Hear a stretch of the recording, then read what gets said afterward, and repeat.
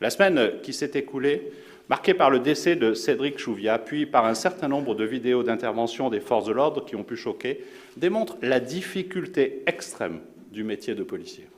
Je ne crois pas aux alternatives simplistes. Je me refuserai toujours à caricaturer, comme je refuserai le prêt-à-penser, d'où qu'il vienne. Être policier, c'est faire du danger son métier.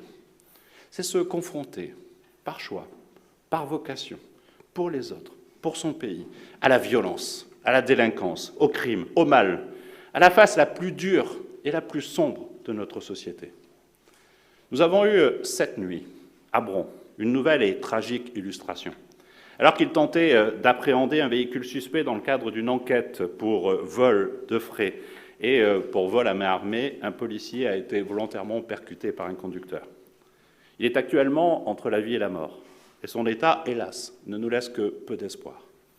Cet engagement, au péril de leur vie, il est celui de nos policiers, il est celui de nos gendarmes. Il mérite un profond respect et notre gratitude. Ne le perdons jamais de vue. Être policier, c'est aussi avoir le droit d'employer la force pour faire respecter la loi. Mais quelle responsabilité!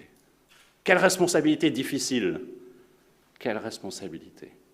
Alors, cet usage de la force doit être toujours et en toutes circonstances, même face aux insultes, même face aux projectiles, même face aux coups, à la brutalité, cet usage doit être proportionné et maîtrisé. Jamais excessif, encore moins gratuit. Il en va de l'honneur de la police et du sens même de sa mission. Et ce que je sais aussi, c'est que pour garantir notre sécurité collective, nous avons besoin de confiance mutuelle, durable, entre les Français et leurs forces de sécurité.